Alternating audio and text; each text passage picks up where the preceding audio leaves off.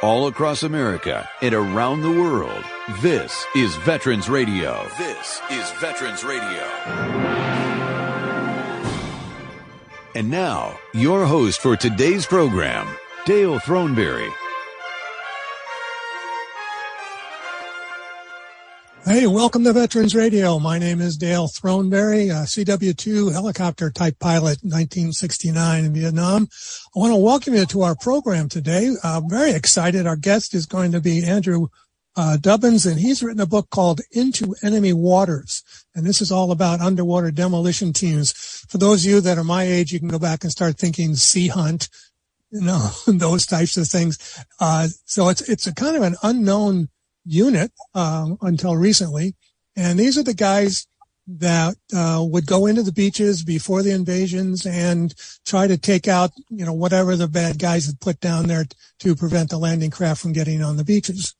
And so before we get into that, just want you to think about, you know, some of those relatives that you may have deep back in the background that might have been involved, especially during World War II, and this was kind of a whole new type of science, new types of warfare and so forth. And, you know, maybe you have some out there that might be interested in this story.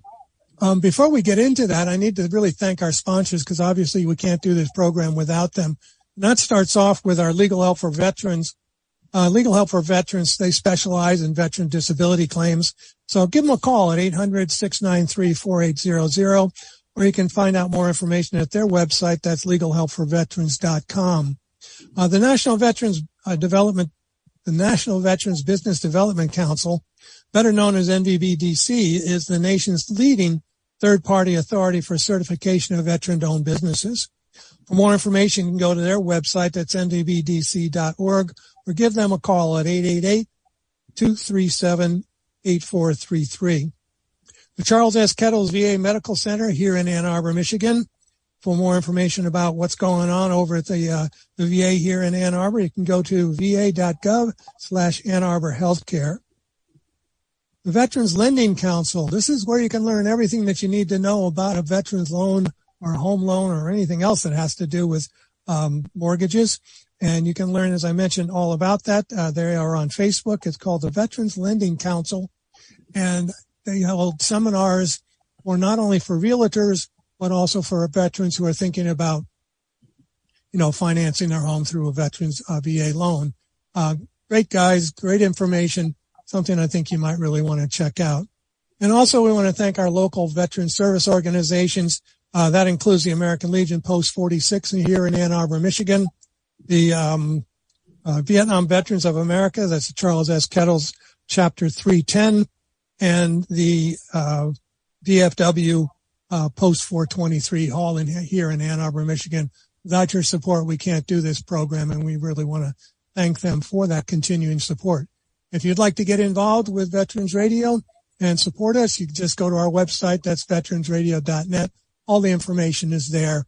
And here's a quick segue. We're going to be doing our first fundraiser. Now, you all know that Veterans Radio has been on the air for 19 years now, and we've been kind of, you know, struggling along as we go, and a lot of buddy money, a lot of buddy assistance going on as we're raising funds to be on the program, to sponsor the program.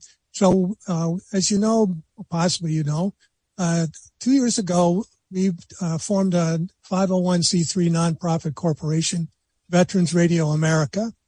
And we do business as Veterans Radio. But we're going to have our first fundraiser. And coming up on Sunday, September 25th, which is normally one of our benefits programs, it's going to be that again. But we're going to do some radio on the river, as we're calling it here locally. And so Sunday, September 25th from 2 to 5 p.m., we are going to be having guest speakers and so forth at a undisclosed location. You got to buy a ticket to find out where it's going to be held. And so it's going to be kind of fun. We're going to have a number of people there a little earlier, Marines, Navy, Army, World War II, Vietnam, Iraq, Afghanistan, Korea. We're going to be telling stories, all kinds of different things to generate some funding for the program. So if you want more information about Radio on the River, just go to our website, veteransradio.net. We've got a big banner ad right there. Just click on that and it will take you to find more information about what's going on. And we are going to be doing our program live from Radio on the River that Sunday. So it'll be kind of an adventure. We're going to be outdoors, and we're hoping that here, we are here in Michigan, so it might start snowing. You never know. But check it out. We really would appreciate if you come out for Radio on the River. All right. Take care of all the unofficial business. Right? Slide that over. All right. So here we go. The book that I received was Into Enemy Waters, and it's a World War II story of the demolition divers who became Navy SEALs. The author is Andrew Dubbins, and Andrew is a well-known author. He hadn't really gotten into World War II stuff, but he's written a lot of different things. And so I want to welcome him to our program. So Andrew, welcome to Veterans Radio. Thanks for having me on, Dale. It's my pleasure. This is, we've been doing a series of seems like a series of programs about World War II in the Pacific recently. And this just really got my attention. Our audience knows that my dad was in the Coast Guard during World War II, and he was involved in the invasions of Iwo Jima and Okinawa. So as I'm reading through the other books and reading yours again, I'm finding out more and more, since as a typical World War II veteran, he never talked about his experiences. And so I just wanted to let our audience know that this stuff that's in here, I think, is really great. And so my first question is going to be, what motivated you to write this story about these underwater demolition teams? Well, it all started on a visit to the National World War II Museum in New Orleans, which is a fantastic museum. I recommend it to anyone with just a passing interest in World War II. And I was walking through an exhibit on the Pacific Theater, and I saw a swim fin behind the glass display case and surrounded by weapons and ammunition. It was out of place, such a low-tech piece of equipment. Read the description and saw that it belonged to a member of the Underwater Demolition Teams. And I consider myself a student of World War II, had never heard of the UDTs, jotted it down, and when it came time to write a book, I decided that's a topic I'd really like to dive into for 2 years, and just was fascinated learning more about these unsung heroes of World War II. So the book follows a story of George Morgan, who was 17 years old when he joined the Navy. He's from New Jersey, just for our audiences again. Lakehurst, Hindenburg, all those things. And how did you get in touch with George? It was hard. It's a very generic name. When you're a journalist, you hope for a more unique name, but there are a lot of George Morgans out there. But I was able to track him down in Arizona, and it was at the height of the COVID-19 pandemic. So a lot of our interviewing was over the phone, but I did have the opportunity to meet him in person, and so generous with his time and just typical of the greatest generation, humble. He could never really understand what I saw in his story. He said, I'm just one of millions of fellas who did what they had to do in World War II. And here I was hanging on his every word. Like you mentioned, I'm a history buff. So hearing his stories about seeing an early prototype of the television broadcasting out of Patterson, or seeing the Hindenburg go over on the day it crashed, was just fascinating for me. I can only imagine. That was a great section of the story when you were talking about George's growing up in New Jersey, and those that are listening out there, he was just coming back from Seaside Heights, which is a big amusement area on the Jersey Shore, and spent many a time there myself. But so the idea was, the way the book is written is that you kind of give us the history of this underwater demolition unit, but there's a kind of a founding father of this whole thing, and that would be Draper Kaufman. And tell us a little bit more about him, because he's really an interesting character. I mean, he got involved in World War II before we were even in it. Yeah, a fascinating character. His father was a admired admiral in the Navy and followed his footsteps into Annapolis, but had terrible eyesight, prevented him getting a commission to command a destroyer, which was his dream, like his father, to command destroyers. So he went a different route and got into the shipping industry. Meanwhile, was watching developments in Germany, had the opportunity to see Hitler speak in person, traveled a lot in his shipping job, and decided something's happening over here. U.S. needs to get involved, and volunteered driving ambulances in France as the Germans were spilling into France, got captured by the Germans and released with a group of other ambulance drivers, and on the condition that he'd never take up arms against the Germans, violated that, went to the UK and volunteered on a bomb disposal team, defusing bombs. Did that for a year until finally the U.S. Navy welcomed him back in despite his bad eyesight and tasked him to launch the first naval combat demolition school out of Fort Pierce, Florida, and is considered the father of the underwater demolition teams and the Navy SEALs. The SEALs still refer to him as the Grandpappy Bullfrog. Yeah, that's true. This guy is really awesome. As you mentioned, his eyesight was terrible. He couldn't even get into the Navy originally, and just kind of followed along. And you mentioned that he was assigned. How did he get assigned to start up this unit? Was this his idea, or did somebody say, "Hey, let's start this underwater demolition team"? Well, it's interesting. His experience was in defusing bombs, but he had no experience in using demolition to destroy enemy obstacles. So it was brand new for him. And it was in preparation for the D-Day landings. That was the Navy's priority at the time. And somebody recommended him as a Naval Reserve officer who could think outside the box. And he was really the perfect fit because creative, a little outside the establishment as a reserve. So he has a quote saying, "I was allowed to break the rules and plead ignorance later," and translated over to the underwater demolition teams where he's leading up the Maui experimental training base. And that's where they were just pioneering combat swimming, which had never been done in the U.S. There was an Italian dive team and some ancient examples, but brand new tactics, measuring the water depth with fishing line and deploying out of speeding landing crafts. So it was all learning on the fly. Well, the reason that they wanted to start this thing, my understanding, is that some of their initial invasions in Africa and so forth, they kept running into these obstacles trying to get the landing craft onto the beaches. And so they were charged with going into the water and blowing up these obstacles. I mean, they would put, there were mines in there, of course, and there were all these big giant steel things stuck into the sand and anything else that could disrupt these really, I think the Higgins boats, some of them were plywood, to getting to the beaches.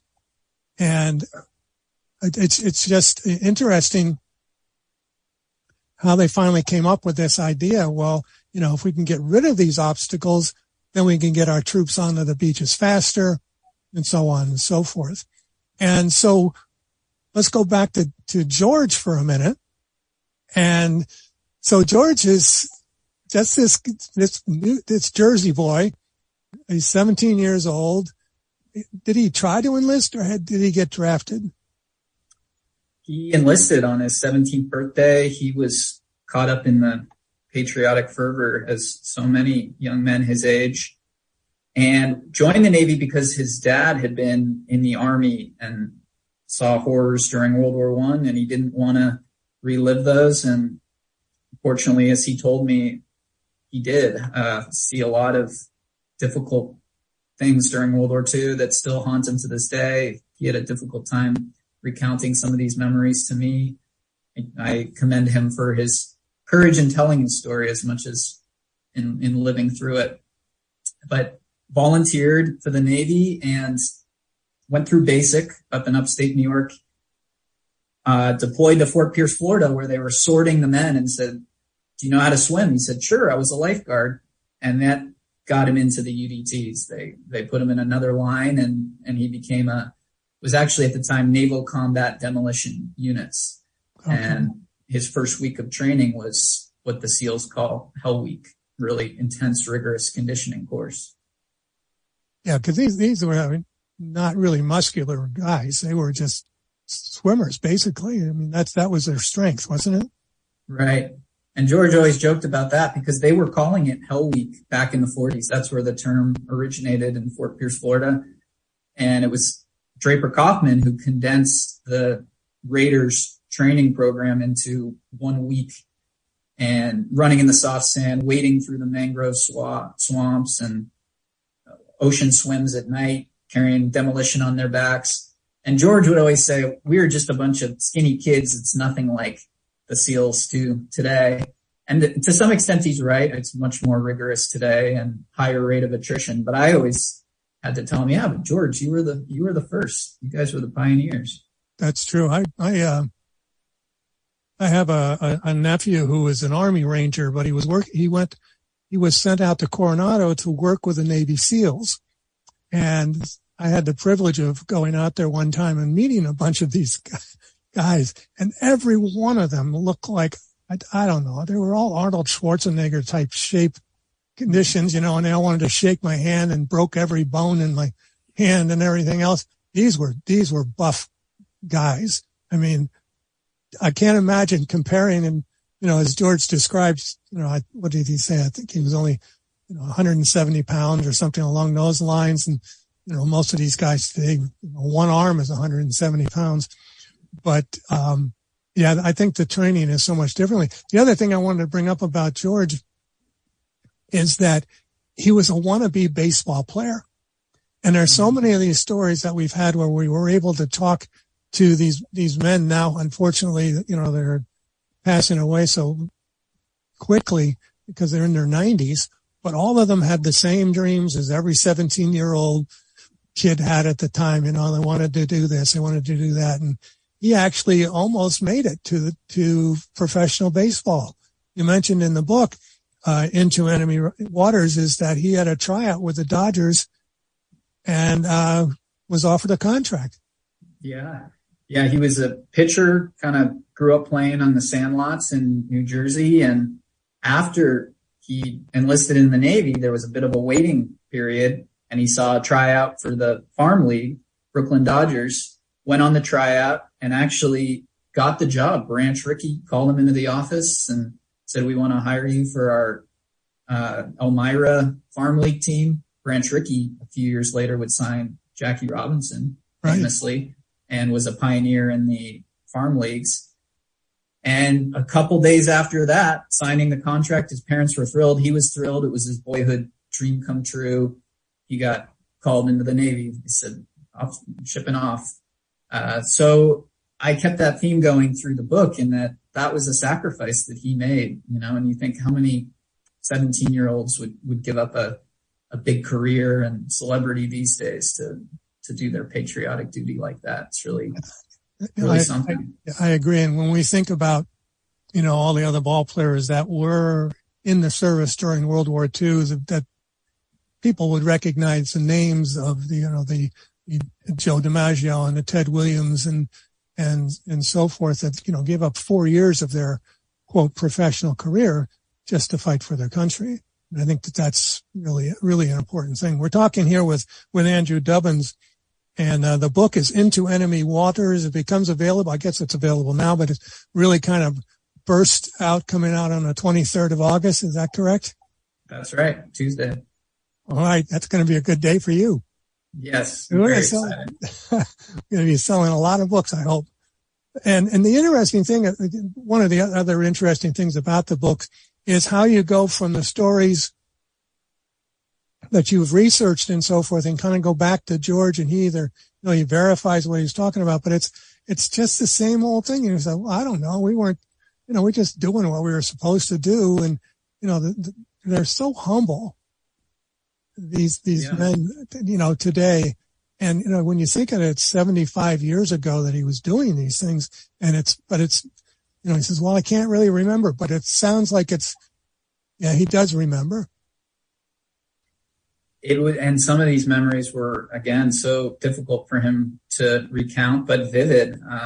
And even all those years ago. And you're right, just so humble and always downplaying his role, and always turn the conversation back to his commander, Draper Kaufman, and all the incredible things he had done. I sometimes couldn't believe his humility.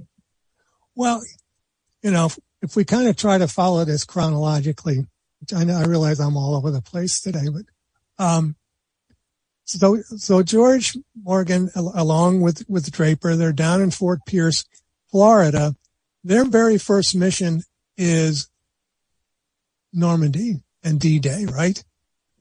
Draper went off to the Pacific to prepare for Saipan. George had just graduated and was sent over with all the men from Fort Pierce as last-minute additions to Operation Overlord. It was his first experience in combat. I write about in the book, just most of his memories are just being terrified, and picture 17-year-old. They're going in unarmed, a lot of times ahead of the landing forces, because the infantry who are supposed to give them cover landed in the wrong place. The amphibious tanks were floundering. So they were on Omaha Beach with only their demolition equipment, no rifles, doing really difficult technical work, and it resulted in tragic casualties. Meanwhile, Draper, 8 days later, was leading the first major daylight reconnaissance mission of the Underwater Demolition Teams at Saipan, which all the men thought were going to be a suicide mission, swimming into an enemy beach, heavily fortified enemy beach in broad daylight. Draper couldn't believe it was going to be in broad daylight, even questioned the order when it was handed down to him. But because they were able to use the water as their refuge, bobbing heads made for difficult targets, it turned out not to be many casualties and was a huge success, and the reason that the Navy used the UDTs on every major invasion moving forward. I can't even imagine the fear level. I was listening to another interview that you did, and they were talking about the going ashore on Omaha Beach, sort of like the Saving Private Ryan story, and they're on the beach with the same time as the troops are landing on the beach, and they're supposed to be blowing up stuff so that the troops can get on the beach. And one of the guys, you don't want to lean against this piling here because I'm going to blow it up on you here in a minute. And it's just, I can't imagine the adrenaline rush, of course, but the fear factor. I mean, as you mentioned, they are unarmed. They have a knife. That's it. I mean, and they're carrying explosives, and they're carrying prime cord, and we'll get into that in a little while, how they, some of the things that they came up to, how to keep this stuff waterproof. But I don't know, there are boats, there are bodies, there are stuff getting blown up all around them, and they just keep doing their mission. This is just amazing to me. It's amazing, and I do give some credit to, even though he wasn't there, Draper Kaufman and his Hell Week training so that men could operate under the most trying conditions without adequate food, terrified and sleepless nights. And it gave them that mental fortitude to be able to do that. And you think, the work of demolition is high stakes, difficult, mentally fatiguing work. They're not looking up on the bluffs and able to try to avoid enemy fire. They're focused on their work. And that's why the casualties were so high, and they were successful. It took them the whole day, but they were able to clear their gaps and get our tanks ashore and help turn the tide of the battle. I think that's interesting. We're going to take a real quick break here just to let Derek note that we're going to be doing that. But I want to talk a little bit about the fortifications on D-Day, about the way the Germans thought that they were going to fight it. And then we can go to Iwo Jima and Okinawa and talk about how the Japanese fortified their beaches. All right. Sure. So we are talking with Andrew Dubbins, it's Dubbins, And the book is Into Enemy Waters. It's a story of the Underwater Demolition Teams' first adventures, their first incursions into foreign waters. So stick around. We've got more coming up on this interview. You're listening to Veterans Radio. We'll be right back. The Medal of Honor is the highest award for valor in combat given a member of the Armed Forces of the United States. There have been over 3,400 recipients of the nation's highest award. This is one of them. Lieutenant J.G. William Hall pressed the attack, although seriously wounded during the Battle of the Coral Sea. Details after this. If you have a VA claim denied by the Board of Veterans' Appeals, contact Legal Help for Veterans at 1-800-693-4800. They're experts in handling cases before the U.S. Court of Appeals for Veterans Claims. Their number again, 1-800-693-4800. Hall was the pilot of a scouting plane in action against enemy Japanese forces in the Coral Sea. In a determined attack on 7th of May, 1942, Hall dove his plane at an enemy Japanese aircraft carrier, contributing materially to the destruction of that vessel. On the 8th of May, facing heavy and fierce fighter opposition, he again displayed extraordinary skill as an airman and the aggressive spirit of a fighter in repeated and effective counterattacks against the superior number of enemy planes, in which 3 enemy aircraft were destroyed. Though seriously wounded in this engagement, Hall succeeded in landing his plane safe. The Medal of Honor series is a production of Veterans Radio. Military veterans touch everyone's life. I'm guessing right now you're thinking of a veteran, a close friend, relative. Maybe it's you. Even the toughest of us sometimes need help, but don't know where to turn for support. You don't need special training to help a veteran in your life. We can all help someone going through a difficult time. Learn how you can be there for veterans. Visit veteranscrisisline.net. Veteranscrisisline.net. A message from the U.S. Department of Veterans Affairs.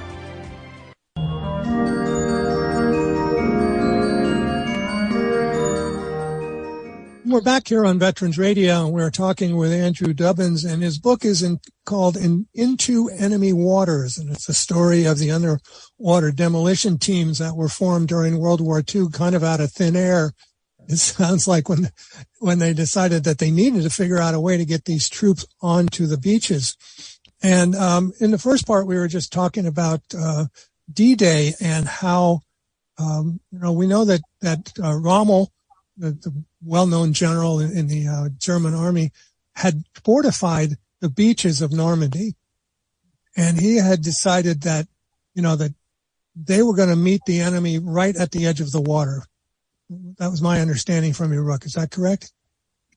That's right. And some of his generals, officers beneath him, thought that was the wrong idea. They wanted to move further inland and try to repel the attack from inland and drive the U.S. back across the English Channel. Rommel took them down to the water's edge and said, no, this is where the battle is going to be won or lost. And it led to 500,000 obstacles being built along the Normandy coast, the most formidable beach blockade ever devised, and fell to these young naval combat demolition unit men to clear gaps to allow our amphibious tanks and vehicles to get through the barricade. We have this picture today of our Navy SEALs, and they've got all kinds of equipment, and they've got all kinds of suits and gear and so forth. Could you kind of describe what our fearless underwater demolition team members, including George Morgan, what was their uniform of the day? At Normandy, and this would change for the UDTs, but at Normandy, they were wearing khaki shirts, dungarees, so they had a uniform and no rifle. Did have a knife for cutting fuses and detonation cord. They had packs of tetratol, which is like TNT, and they had long fuse lines called primacord, which burn at a very high rate.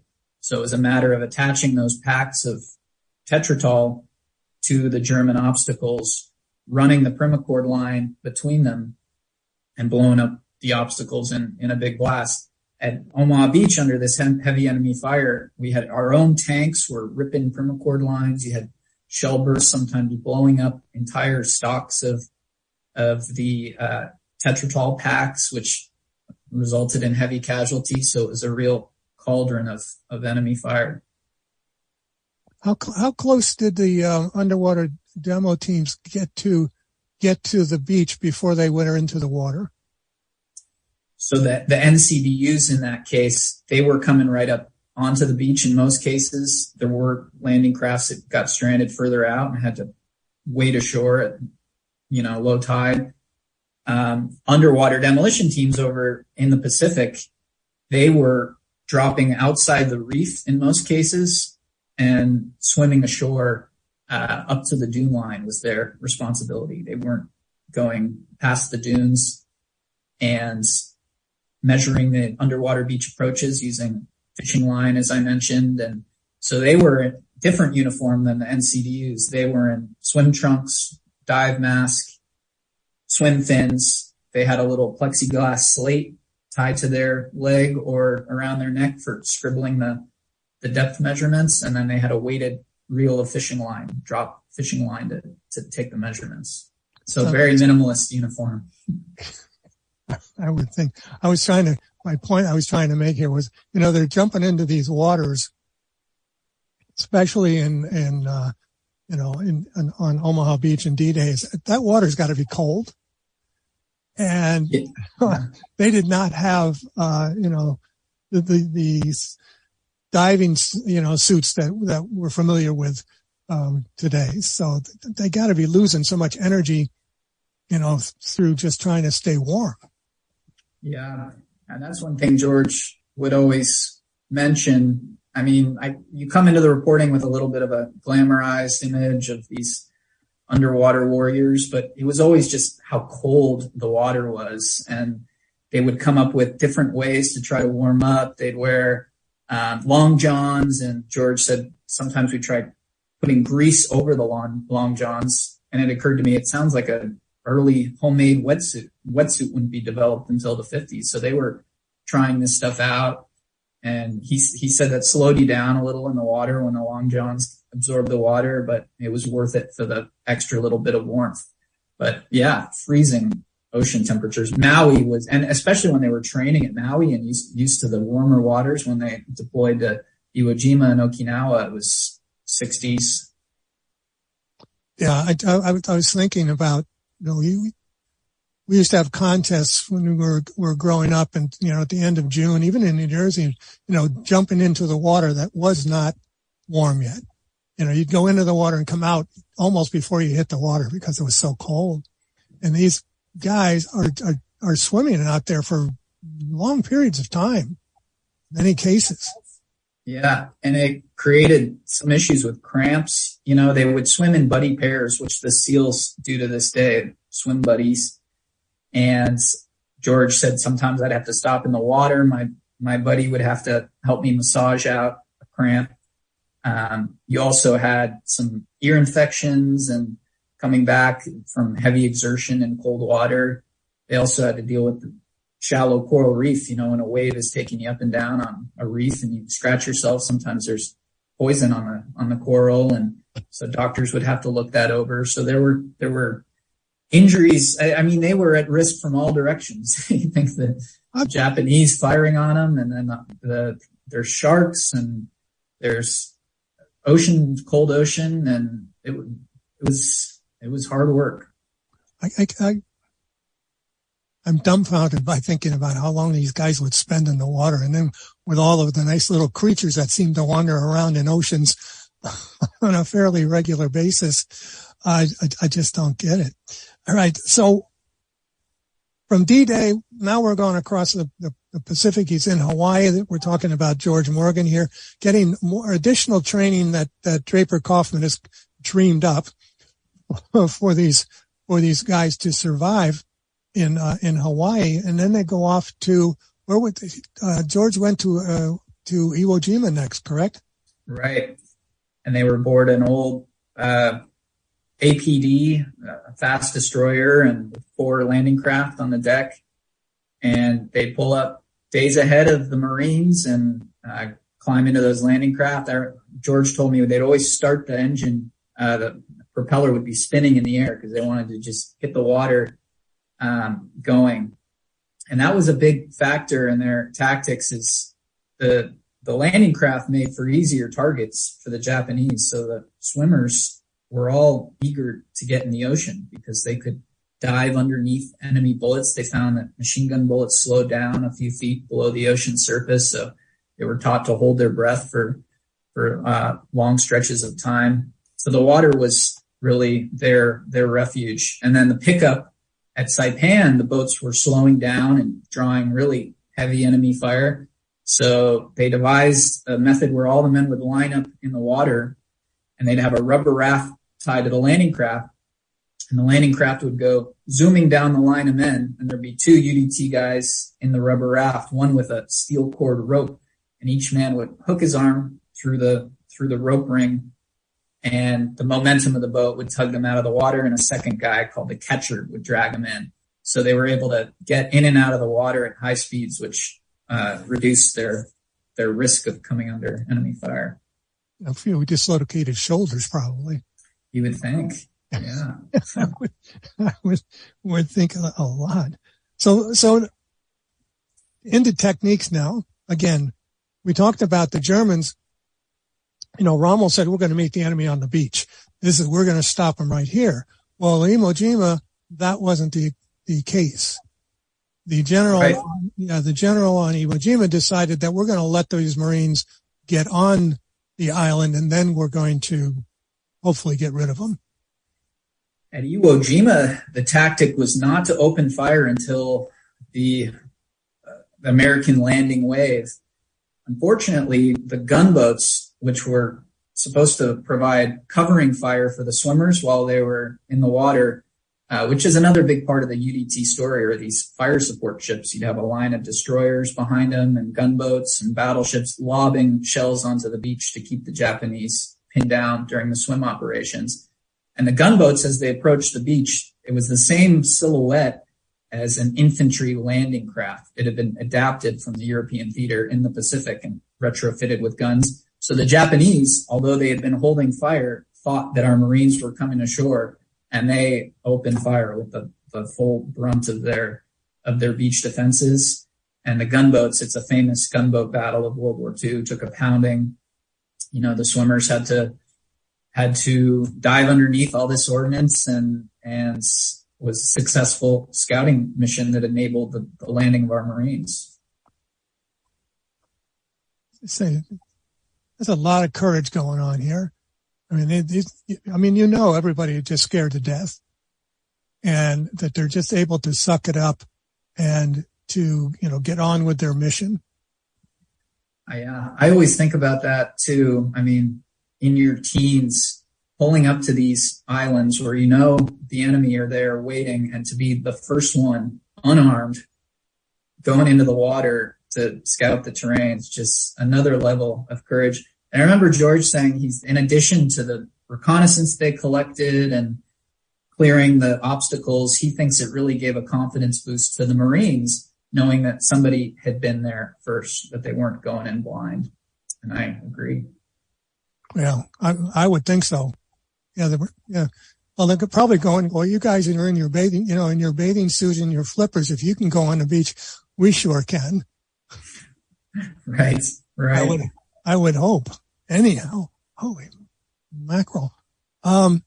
So with Iwo Jima, they had to go in and they clear the areas for the ships and the boats and the landing craft and everything else. As you described it, I thought that was rather interesting. So if people can imagine in their minds that these gunboats basically are heading towards the shore, and behind them you have destroyers, and behind them you have, I don't know what they would, I'm not in the Navy, so it's, I would think battleships, and, and then even further out, of course, you've got, your aircraft carriers and all the other stuff. And each one are lobbing bigger and bigger shells onto the beaches.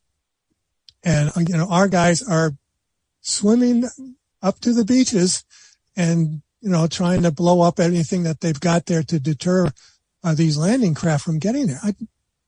That was my biggest fear. My most frightening time period was coming under a mortar attack, and I didn't know where they were coming from, and I couldn't dig a hole deep enough. I mean, that's just what I felt like. I mean, and I was on asphalt, so it was really hard. But that was my biggest fear. Yeah. And it's the fire support, which I write a lot about, got to be very effective by war's end, so much so that at Okinawa, the Japanese ceded the beaches to the U.S. I mean, I have the episode of Ernie Pyle landing with the Marines, and they were all expecting another huge firefight, and it was silent. They heard the birds chirping. Ernie Pyle has his lunch on the sand. And it was because of that American fire support. They didn't think they could hold the beach, so they moved inland and dug their tunnels, and it ended up, of course, being a huge, ferocious battle. But it was a testament to the UDTs and our amphibious capabilities at that point in the war that the Japanese weren't even putting up a fight on the shore. Right, and our UDTs were learning with each landing that they were making, they were improving and changing, their tactics as they went along. Right. The first story, which is fascinating, they grew out of the Tarawa, the disaster at Tarawa, where our marine landing boats got stranded on shallow coral reef at low tide. And Marines had to wade half mile to shore under withering Japanese fire. And Admiral Kelly Turner said, we need to deploy specialists ahead of the Marines to scout these beach approaches and destroy any coral reef or enemy barriers in the way. And their first deployment was at Kwajalein, a little atoll. And the plan was for them to be in uniform, just look over the side, the gunnels of their landing craft. But a couple guys wore swim trunks under their fatigues, and they said, we could probably get closer and scout the coral heads better by swimming. And so they stripped out of their uniforms and jumped in the water and came back, and Kelly Turner called them right to his command ship, and they gave the intel. So that was the first time that they got out of the boats and into the sea, and that was really the dawn of the UDTs. You got to go with what you know, and then you got to improvise. Every war plan, as soon as the battle begins, goes out the door or out the window, and you're improvising the rest of the time period, and this is what they seem to do. And so as I mentioned, we are talking with Andrew Dubbins. The book is Into Enemy Waters. It's about the underwater demolition teams and how they evolved during World War II. And some of the stories that you mentioned, Andrew, if my hair wasn't already white, it would turn white. Once they got to Okinawa, again, they're allowed to get on the beaches, as you mentioned. And the Japanese are determined to fight till the bitter end. I mean, they have agreements, or their orders are to take out 10 Americans before they die, and so forth. And they're trying to preserve the entryway, I guess, to the main islands of Japan, because that's next. If we can take Iwo Jima and then we can take Okinawa, the next goal is going to be the mainland of Japan. And in fact, you have a whole area in the story about these underwater demo guys on their ships, and you talk about the kamikazes. Could you go into that a little bit, because that is just terrifying to me. Right. So the strategy of the Japanese at Okinawa was to bleed the American forces so heavily that they would rethink an invasion of the Japanese home islands. And part of that strategy was to attack our Navy with these kamikaze aircraft. And as George recalls, looking up in the sky and seeing these planes, and usually they'd be firing back at our planes, but they were just making a beeline for our troop ships and crashing into them. And talk about terrifying for these underwater demolition teams. They have all their Tetratol and explosives below decks. So one, spark, they couldn't even light cigarettes on the ship. Had to be careful during refueling. And you think about a kamikaze loaded down with every bomb and fuel you can imagine. And fortunately, none hit a UDT transport, set off the explosives, but a lot of the destroyers that were escorting UDTs got hit. I read about one of Draper's friends from Annapolis, George Phillips, went down with his ship. So huge losses in the Navy, and that was really the Philippines was where the kamikaze had started, but at Okinawa was really the full brunt of it. Yeah, as I mentioned before, my dad was involved he was on an LST going to Okinawa from Iwo Jima, and their ship got hit by a kamikaze, and he ended up, jumping into the Pacific Ocean and then going back onto the ship that caught fire, and we had official Navy photograph of his LST burning in the middle of the Pacific, and he never talked about it, which is understandable, but what these men went through to try and get to Japan to end this war. And in fact, the UDTs were, once Okinawa was controlled, can't think of a different word, their next mission was Japan. In fact, they were on their way. That's right. Operation Olympic was going to be MacArthur's giant landing into the Japanese home islands, and the UDTs were a part of that. Draper Kaufman was planning it in Manila, and the reconnaissance we were collecting was that, unlike at Okinawa, where the Japanese had ceded the beaches, they were preparing a D-Day-like defense of their southern islands and blockading the beaches and stockpiling weapons and kamikaze aircraft, suicide boats, suicide torpedoes. They were preparing for all-out war, every man, woman, and child. The atomic bombs, of course, made that invasion unnecessary. But the UDT were still called upon to lead our occupation forces into the Japanese home islands in advance of the surrender ceremony. So they were the first naval forces to set foot on the Japanese home islands. One Japanese commander surrendered his samurai sword to a UDT officer, which could be seen as the first official surrender of Japanese troops. And MacArthur asked that the sword be given back because he wanted that honor.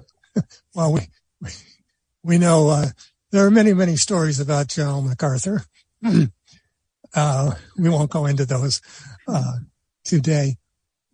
One of the funny things I thought in your book about the island of going into the invasion of Japan was that the UDTs put up a sign that said, "Welcome to the Marines," and the UDTs were already there. That was a habit of theirs, beginning at Guam, putting up those signs, and it was a friendly rivalry. And there was mutual love and respect between the UDTs and the Marines. So much so, there was one incident that Draper Kaufman, they were going to get hazard pay that submariners and parachuters get, and they'd been pre-approved for it. And Draper Kaufman invited a couple teams and said, "What do you guys think?" And they wrote a response that we don't want hazard pay until the Marines get it, because they'd seen them in action on Iwo Jima. So they turned it down. So the signs were all in good fun, but it does speak to this reputation that the UDT developed and that Draper Kaufman acknowledged as kind of the problem children of the Navy. They were growing long beards. They were wearing swim trunks. They had no official shipboard duties. So while you had the Navy guys scrubbing the decks and cleaning the latrines, they were kind of walking around in their swim trunks and smoking cigarettes and killing time. But I asked George about this. I said, was there kind of a rebellious attitude? And he said, none at all. We were Navy men and respected our officers and were doing a job. So there was some of that, but not across the board. Well, there are certain units that get an undeserved reputation sometimes for being a little lax. Yeah. I know I belong to one of those. So, but it's interesting to me that we learned about George, and George survived this whole thing. He's 95 years old now, as you mentioned. What did he do when he got out of the service? Did he get right out and just continue on with his life, or did he have any problems? Well, I write about in the book, and I thought this was fascinating because I'm following two characters in the book, him and Draper Kaufman, as well as others, Squeaky Anderson and Kelly Turner and Ernie Pyle. But George met Draper Kaufman on the boat ride home from Japan. Draper said, if you're interested in applying to Annapolis, come up to my stateroom. And George thought, why not? He didn't have really a plan for what he was going to do after the Navy. He'd worked a lot of factory jobs and didn't really want to go back to that. So applied with Draper, met him, talked to him, interviewed, and got a what's called a fleet commission to go to Annapolis. Draper gave him leave to go home, take some tests because he needed a little more, a refresh on school. He's only 17 years old. While he was home, he started fainting, had fainting spells. And they sent him to a naval hospital, really couldn't get to the bottom of it. Today we know that that's associated with PTSD and the emotional stress of coming off what he had, and body just shuts down. And so he was discharged from the Navy, went to college for a couple of years, met his wife, and wanted to get back working, been working since he was a little kid, and he became very successful in the food business with Duffy Mott, started his own company, retired in the 60s, and he never really talked about the war for decades after. And I think that was a combination of not wanting to recall these memories, but also they were sworn to secrecy. For a lot of these UDT guys, they didn't know if they could talk about their experiences. And a lot of people didn't and still don't know what the UDT was. They say, is that like the Marines or the Navy? So he finally told his story to the World War II Museum, which is where I found it, and shared it with me, of course. What happened with Draper Kaufman? Draper went on to fulfill his childhood dream of commanding destroyers, and but he stayed on the leading edge of warfare, and that he was in the Bikini Atoll testing the waters during the atomic bomb blast. I read a little bit about his interests in the atomic bomb, and he ended up the dean of Annapolis, running Annapolis, and was early in integrating the school and a champion for some of the first black officers, and passed away in the 70s of a heart attack. Well, I just think this is a great story, Andrew, and I strongly encourage our audience out there to go out and get this book. It's on sale starting on Tuesday, 23rd of August. And it's, so are you thinking of expanding into any more things about Frogmen?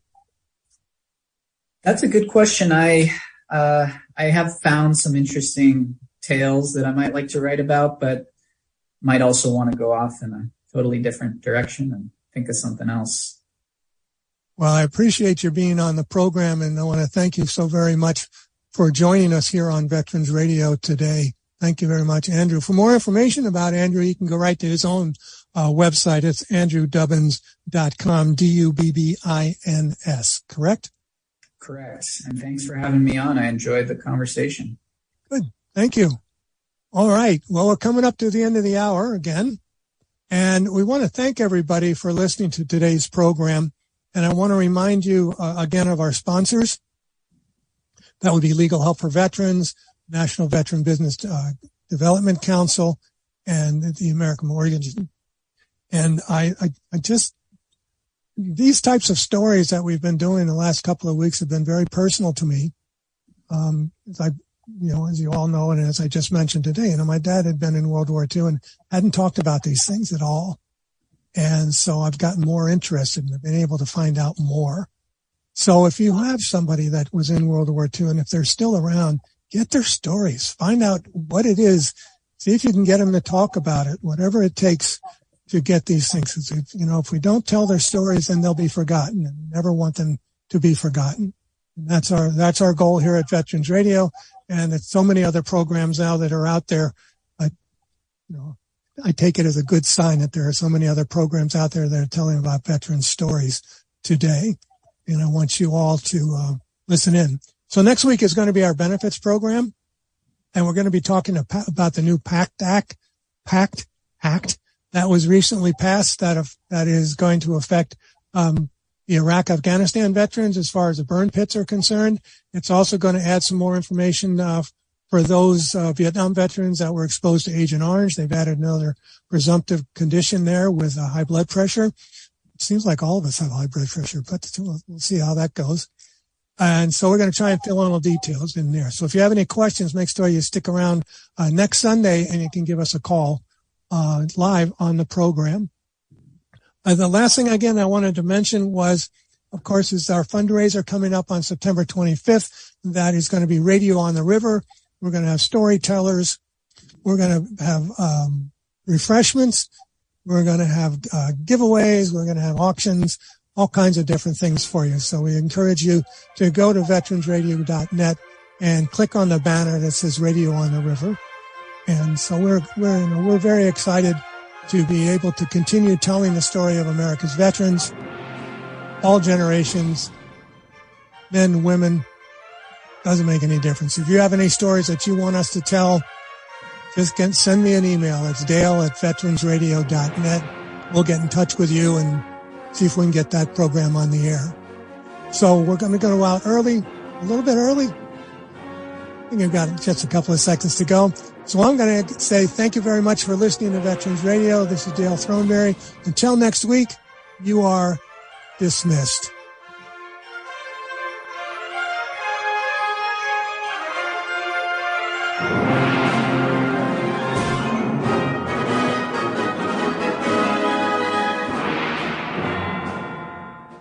With Lucky Land Slots, you can get lucky just about anywhere. Dearly beloved, we are gathered here today to... Has anyone seen the bride and groom? Sorry, we're here. We were getting lucky in the limo and we lost track of time. No, Lucky Land Casino, with cash prizes that add up quicker than a guest registry. In that case, I pronounce you lucky. Play for free at LuckyLandSlots.com. Daily bonuses are waiting. No purchase necessary. Void where prohibited by law. 18+. Terms and conditions apply. See website for details.